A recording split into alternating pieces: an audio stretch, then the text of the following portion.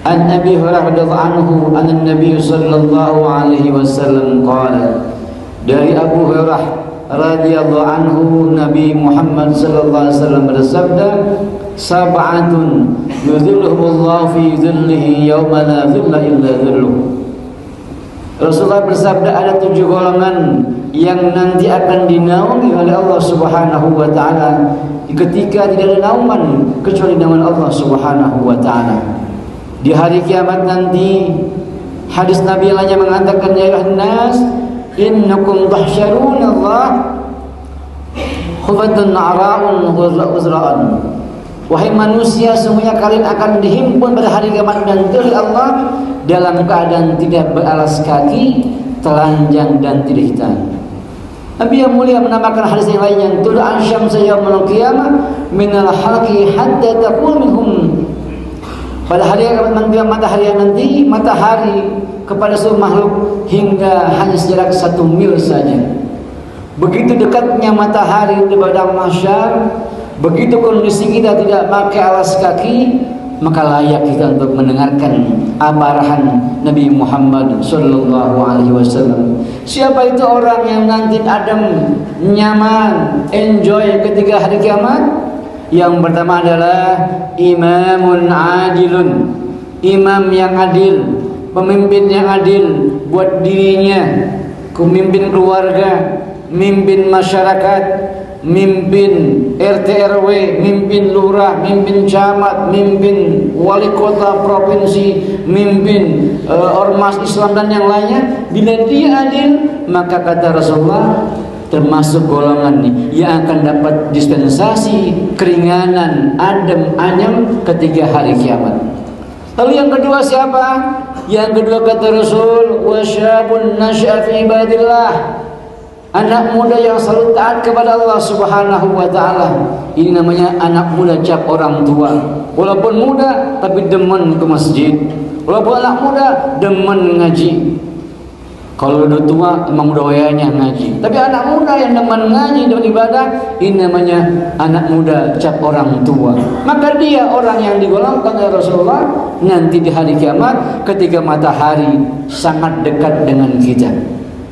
Lalu siapakah yang ketiga? Wa rajulun qalbuhu mu'allaqun bil masajid. Adalah seseorang yang hatinya dekat dengan masjid. Kita rasa-rasanya begitu enggak? Kalau rasanya kita dekat masjid, maka kita pun di antara golongan orang yang akan dinaungi di hari kiamat nanti. Rindu pengen sholat, rindu pengen ngaji di masjid, rindu pengen doa di masjid. Itu ciri orang yang akan dinaungi nanti di hari kiamat. Gelisah kalau belum sembahyang. Selalu ingat jam, bukan pengen meeting doang, tapi ingat jam, pengen sembahyang. Punya HP, ada alarm pengen sembahyang. Selalu hatinya pengen ke masjid. Maka kita bila hati ini ada, maka insyaallah kita digolongkan orang yang akan dinaungi oleh Allah Subhanahu wa taala.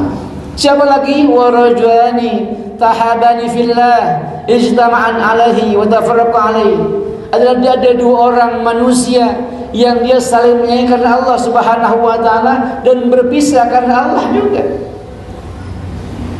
Berteman karena Allah, berpisah karena Allah. Jangan punya musuh, tapi punya teman dimanapun kita berada. Maka itulah selalu banyak teman dimanapun kita berada. Enak rasanya.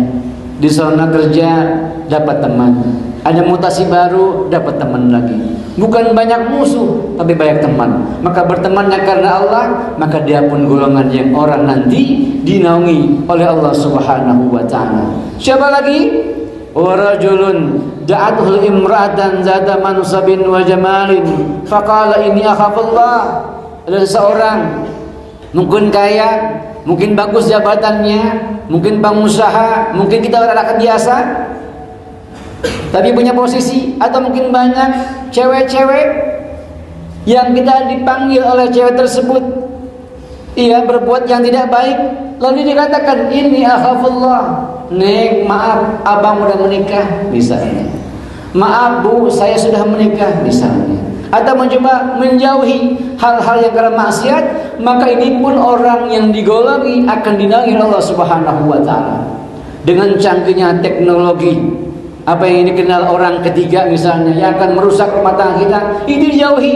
Maka kalau kita jauhi itu, maka kita digolongkan orang-orang yang akan dinaungi oleh Allah Subhanahu wa taala. Walaupun ada peribahasa, rumput tetangga lebih enak katanya. Itu peribahasa. Itulah kita digoda oleh setan yang selalu pengen mencari hal-hal yang bukan halalnya.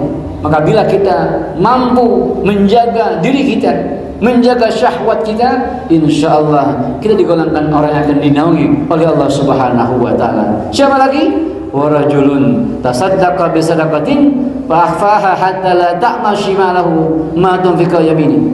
Orang yang bersedekah ikhlas karena Allah sampai tangan kirinya enggak tahu apa yang dinafkahi atau diinfakkan tangan kanannya.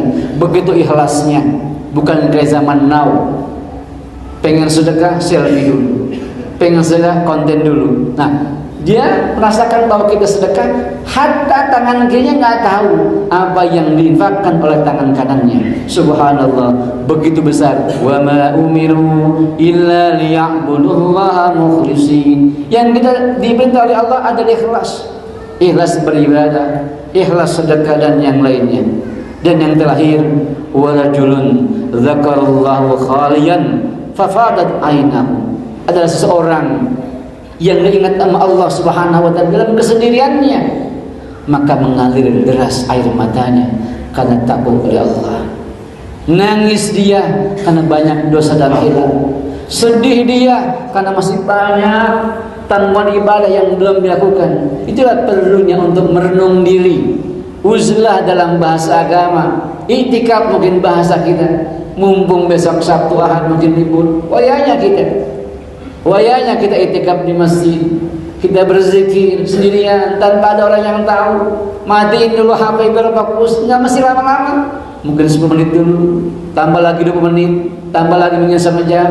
Maka itulah orang-orang yang insyaallah akan dinaungi oleh Allah Subhanahu wa taala. Kalau belum bisa, mungkin kita bisa ikut ke masjid zikir, majlis muhasabah, supaya hati kita tenang.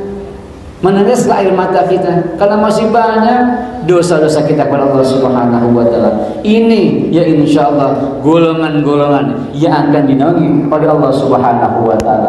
7 ini bukan pembatas, hanya sebagai bentuk bagaimana Rasulullah memberikan ini kemudahan untuk kita bisa paham mana di antara 7 golongan tadi yang insyaallah mampu kita lakukan.